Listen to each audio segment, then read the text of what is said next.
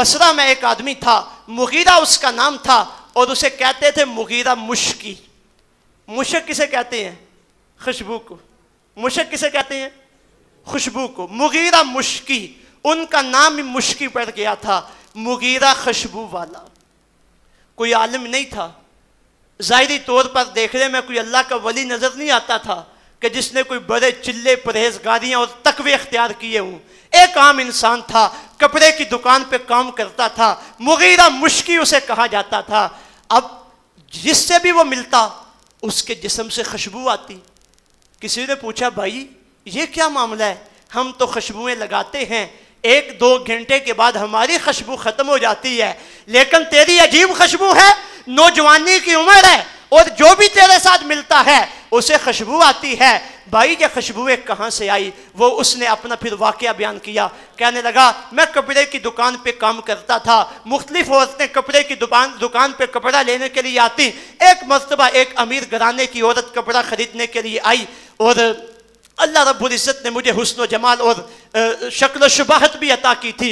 जब उसने मुझे देखा तो उसका इरादा ख़राब हो गया, उसके दिल की नियत बदल गई, बुरा इरादा उसने कर लिया और बहाने बहाने में उसने बहुत ज़्यादा कपड़ा ख़रीद लिया। अब इतना कपड़ा था कि खुद उठा के वो घर नहीं ले जा सकती थी। उसने मेरे मालिक को कहा कि इस नौजवान को मेरे साथ भेजे ताकि ये कपड़ा मेरे घर में छोड़ आए। मेरे मालिक ने मुझे उसके साथ भेज दिया। कहते हैं कि जब मैं उसके घर में पहुंचा, घर के अंदर पहुंचने की देर थी, जब मैंने कपड़ा उतारा तो उसने अपनी खादिमा को कहा कि कुंडियां लगा दी जाएं। अब अंदर से कुंडियां लग गई, रास्ते बंद हो गए। उस औरत ने कहा कि मैं तो तुझे इस गरज से लेके आई थी कि तू मेरे साथ बदकारी करे, तू मेरे साथ मुंह काला करे। कहते हैं कि जब उस औरत ने ये बात कही तो अल्लाह का खौफ मुझ पे तारी हुआ। मैंने कहा, मैंने सारी जिंदगी अपनी जवानी को बचा के रखा है, सारी जिंदगी अपने नफ्स की है, सारी जिंदगी अपनी परहेजगारी की हिफाजत की है, और आज मैं अपने मुंह को काला करूं, आज मैं अपने तकवे को खत्म करूं। अल्लाह, कहां मैं फंस गया हूं। कहता है, मैंने बड़े चारे किए लेकिन मेरा बस नहीं चला। औरत ने कहा, तुझे मुझसे मुंह काला करना पड़ेगा, वगरना मैं तुझे बदनाम कर दूंगी कि यह वो नौजवान है जिसने मेरे साथ बदकारी की है। कहता है, मैं फंस गया कि अब क्या करूं। अगर बदकारी ना करूं तो फिर भी बदनामी, अगर बदकारी करूं तो मेरा तकवा खत्म होता है, अल्लाह के हुक्म की नाफरमानी होती है।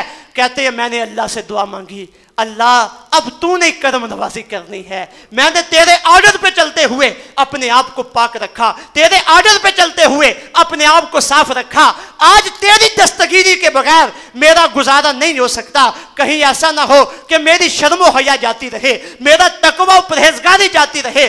कहता, मैंने अल्लाह से दुआ मांगी, अल्लाह ने मेरे ज़हन में एक स्कीम ढाल दी, एक आइडिया मेरे ज़हन में आ गया। मैंने उस औरत को कहा कि तेरी ख्वाहिश मैं पूरी करूंगा, तेरी बात मानूंगा, जरा मुझे थोड़ा सा वक्त दे, मैं वॉशरूम तक हो आऊं, वॉशरूम तक जाने की मुझे इजाजत दे। उस औरत ने कहा, चल ठीक है, होके वापस आ जा। कहते मैं गया, वॉशरूम पे जाके मैंने अपने दिल पे हाथ रख के पाखाना किया, पाखाना करके मैंने अपने जिस्म पे मला और अपने जिस्म पे मल के बाहर आ गया। जब उस औरत ने देखा मुझे कि मेरी ये कैफियत है, वो चीखी चिल्लाई कि ये पागल हमारे घर कहां से आ गया। अपनी खादमा को कहा कि इसे भगाओ, मेरे घर से निकालो, ये कहां से आ गया है। मैं तो इसे कोई शरीफ ज़्यादा समझती थी, मैं तो इसे कोई अक्लमंद समझती थी, ये तो पागल निकला। कहते हैं, उसकी खादमा ने मुझे बाहर निकाल दिया। मैंने अल्लाह का शुक्र अदा किया, रास्ते में एक चश्मा था, उस चश्मे में आके मैंने गुस्ल किया, अपने चेहरे को पाक किया, अपने जिस्म को पाक किया, अपने कपड़ों को पाक किया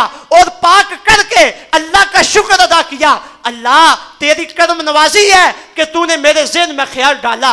वक्ती तौर पर तो मैंने अपने आप को गंदा कर दिया, लेकिन हमेशा की गंदगी से मैं बच गया।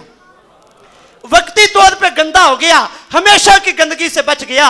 कहते हैं, ये बड़ा मुश्किल मामला था, जिस मामले से गुजर के मैं उस गुनाह से बचा था, अल्लाह ने करम नवाजी की।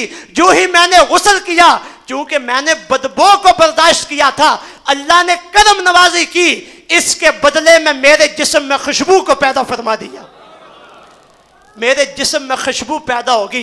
वो दिन और आज का दिन, ये मेरे जिस्म में खुशबू आ रही है। तारीख़ बगदाद में अल्लामा खतीब बगदादी कहते हैं कि जब उस नौजवान का विसाल हो गया, उसके विसाल के 40 साल बाद तक उसकी कब्र से खुशबू आती रही। یہ کیا ہے؟ اپنی شرمگاہ کی حفاظت، اپنی خواہش کی حفاظت، اپنی نفسانی خواہش کی حفاظت۔ میرے جتنے بھی نوجوان بھائی یہاں پہ بیٹھے ہیں، یہ واقعہ بطور خاص ان میرے بھائیوں کے لیے ہے، اسے اپنے ذہن کے اندر محفوظ رکھ لیں۔ اور جہاں کہیں اس طرح کا موقع بنے، اصل بات تو یہ ہے کہ وہ موقع کہ جب کوئی دیکھ نہ رہا ہو، جب کوئی دیکھ نہ رہا ہو۔ رمضان کا بھی یہی پیغام تھا، لعلکم تتقون، تاکہ تم متقی بن جاؤ۔